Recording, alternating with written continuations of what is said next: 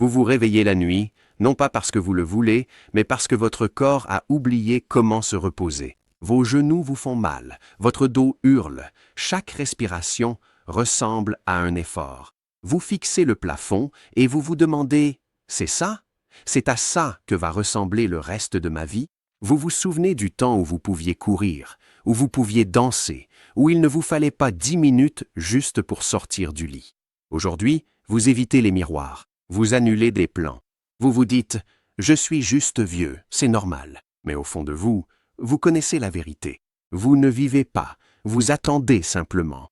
Vous attendez le prochain rendez-vous chez le médecin, le prochain comprimé, le prochain diagnostic. Et le pire dans tout ça, vous le voyez dans leurs yeux, vos enfants, vos petits-enfants, ils s'inquiètent, ils chuchotent, ils se demandent combien de temps encore. Vous ne voulez pas être un fardeau, mais vous sentez que vous en devenez un. Maintenant, imaginez ceci. Un homme de 90 ans se réveille à l'aube. Il ne gémit pas, il ne lutte pas, il bondit hors du lit comme un adolescent. Il court 5 kilomètres avant le petit déjeuner. Son médecin dit que son cœur est plus fort que celui de la plupart des quadragénaires. Ses os sont plus denses que ceux d'hommes ayant la moitié de son âge. Son esprit est vif, clair, sans peur. Les gens le voient et demandent « Quel est votre secret ?» Il sourit « Et ce soir, je vais vous dire exactement ce qu'il fait. Écoutez-moi. Si vous avez l'impression que votre corps vous a abandonné, si vous pensez qu'il est trop tard pour changer les choses, si vous avez tout essayé sans succès, cette histoire va changer votre vie. Parce qu'à la fin de cette vidéo, vous connaîtrez exactement le rituel que cet homme suit chaque soir. Ce n'est pas une pilule, ni une opération, ni un traitement coûteux, juste une routine simple. Quelque chose d'aussi ancien, d'aussi oublié que la médecine moderne l'ignore, mais ça fonctionne. Et l'écart entre l'endroit où vous êtes en ce moment, fatigué, souffrant, effrayé, et là où il est, n'est pas aussi grand que vous le pensez. Vous avez juste besoin de savoir ce qu'il sait.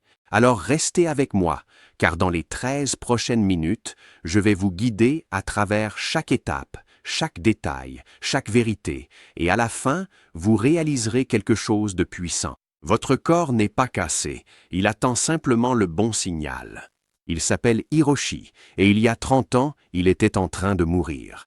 Pas lentement, rapidement. À 60 ans, son médecin lui a dit qu'il lui restait 5 ans à vivre, peut-être moins. Son cœur était faible, ses artères étaient obstruées, sa tension artérielle était si élevée que chaque matin était un pari. Il ne pouvait pas monter les escaliers sans être à bout de souffle. Il ne pouvait pas jouer avec ses petits-enfants sans se sentir étourdi. Sa femme le voyait dépérir jour après jour. Il avait tout essayé, tout ce que les médecins lui avaient conseillé. Statines, bêta-bloquants, anticoagulants, des pilules le matin, des pilules le soir. Le plan de travail de sa cuisine ressemblait à une pharmacie, mais rien ne changeait. Il se sentait toujours lourd, fatigué, embrumé. Sa fille pleurait quand elle pensait qu'il ne pouvait pas l'entendre. Son fils avait commencé à préparer les funérailles. Hiroshi se souvient d'une nuit en particulier. Il était assis dans son fauteuil, fixant la télévision sans vraiment regarder. Son petit-fils a couru dans la pièce. « Papy, viens jouer dehors !» Hiroshi l'a regardé, et il n'a pas pu bouger, non pas parce que son corps ne le lui permettait pas, mais parce qu'il était terrifié. Terrifié qu'en se levant, son cœur s'arrête. Terrifié que ce petit garçon le voie s'effondrer. Alors il a dit « Pas aujourd'hui ». Le visage du garçon s'est assombri, et Hiroshi a senti quelque chose se briser en lui, pas son cœur, son esprit. Il a pensé « Je ne suis plus un grand-père, je ne suis qu'un vieil homme malade qui attend de mourir ». Cette nuit-là, il n'a pas pu dormir. Il est resté allongé dans son lit, fixant le plafond, sentant le poids de son corps inutile, et il a pris une décision. Si je dois mourir, je mourrai en me battant. Mais il ne savait pas comment se battre. Les médecins n'avaient aucune réponse. Les médicaments ne faisaient aucun effet. Alors il a fait quelque chose de désespéré. Il est allé à la bibliothèque, non pas pour des revues médicales, mais pour de vieux livres, des livres écrits avant la médecine moderne, des livres sur la façon dont ses ancêtres vivaient, comment ils mangeaient, comment ils bougeaient. Et dans un coin poussiéreux, sur une étagère que plus personne ne touchait, il l'a trouvé, un petit livre oublié, écrit par un moine dans les montagnes. Le titre, La voix de la nuit. Hiroshi ouvrit le livre et la première phrase le figea. Ton corps ne guérit pas le jour, il guérit dans l'obscurité.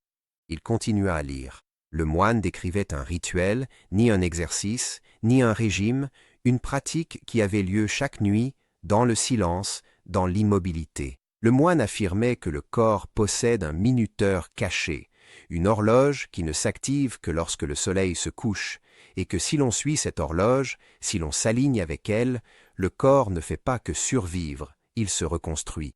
Hiroshi était sceptique. Bien sûr qu'il l'était. Il avait passé des décennies à faire confiance aux médecins, à faire confiance à la science.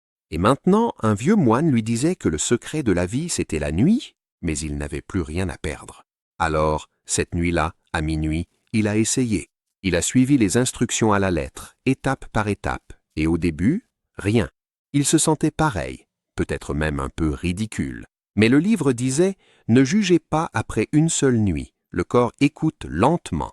Alors, il a réessayé. Deuxième nuit, troisième nuit, toujours rien. Mais la septième nuit, quelque chose a changé. Il s'est réveillé le lendemain matin et s'est rendu compte qu'il ne s'était pas réveillé pendant la nuit. Pour la première fois depuis des années, il avait dormi toute la nuit. Pas de douleur, pas d'anxiété, pas d'essoufflement, juste du repos.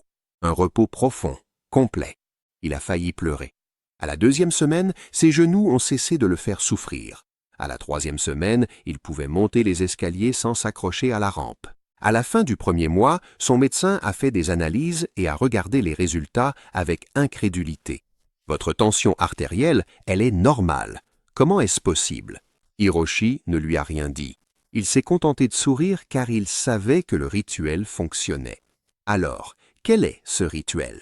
Qu'est-ce qu'Hiroshi fait chaque soir, sans exception? Laissez-moi vous l'expliquer étape par étape, car ce n'est pas compliqué. C'est simple, presque trop simple. C'est pour ça que la plupart des gens l'ignorent. Première étape, la fenêtre d'obscurité de 23 heures à minuit. Hiroshi éteint toutes les lumières de sa maison. Pas de télévision, pas de téléphone, pas d'écran, une obscurité totale. Pourquoi? Parce que votre corps produit une hormone appelée mélatonine, mais seulement dans l'obscurité. Et la mélatonine ne vous aide pas seulement à dormir, elle répare vos cellules, combat l'inflammation et réinitialise votre système immunitaire. Mais si vous vous exposez à la lumière, n'importe quelle lumière, votre corps arrête d'en produire. Alors, Hiroshi reste assis dans le noir, simplement à respirer, simplement à être, pendant 30 minutes. Deuxième étape, le rituel de l'eau à minuit. À minuit pile, Hiroshi boit un verre d'eau, ni froide, ni chaude, à température ambiante. Il la boit lentement, une gorgée par minute. Pourquoi? Parce que vos reins et votre foie effectuent leur nettoyage le plus profond entre minuit et 3 heures du matin. Mais ils ont besoin d'eau pour éliminer les toxines. La plupart des gens sont déshydratés la nuit. Leur corps essaie de se nettoyer, mais il n'a rien avec quoi travailler. Hiroshi donne à son corps l'outil dont il a besoin. Étape 3. L'étirement de l'immobilité de minuit 15 à minuit 30. Hiroshi ne fait pas de yoga, il ne fait pas de pompe. Il fait quelque chose de plus calme. Il s'allonge par terre, à plat dos, et il s'étire. Pas fort, pas vite, lentement, doucement. Il se concentre sur sa colonne vertébrale, car la colonne vertébrale est l'autoroute de votre système nerveux. Et si elle est comprimée, tendue, bloquée, tout votre corps en souffre.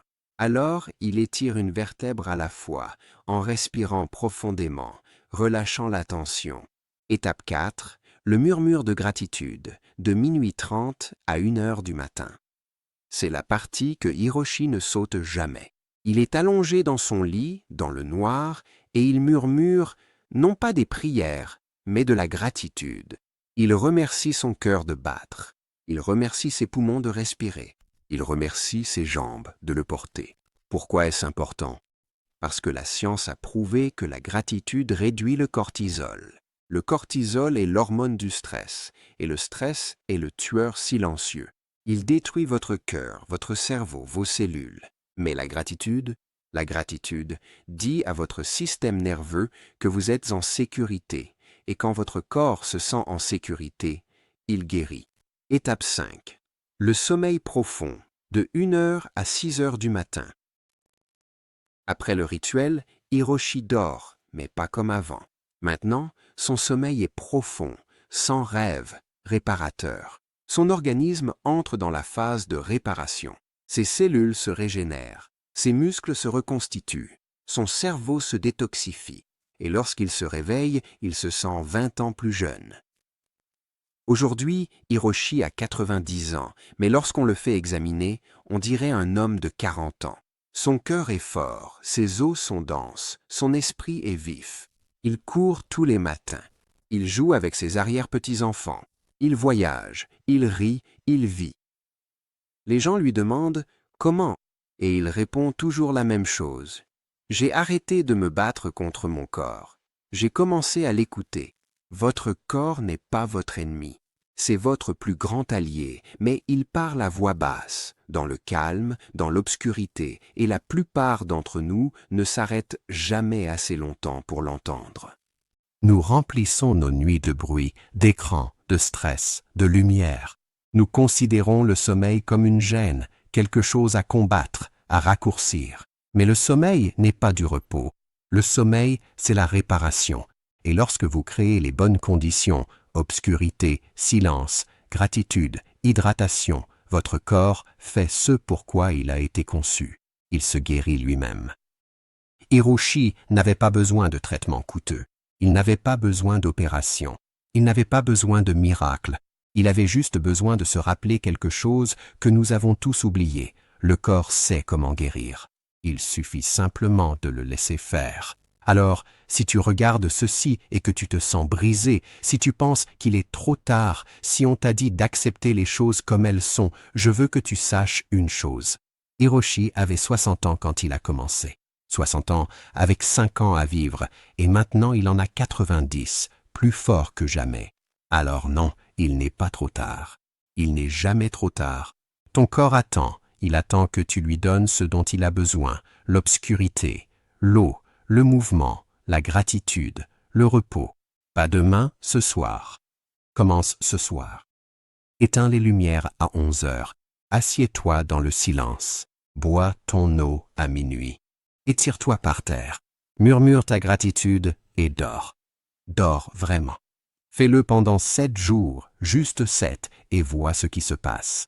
Tu ne me croiras peut-être pas maintenant, mais ton corps te le montrera parce que ton corps ne ment pas. Il n'abandonne pas, il attend tout simplement.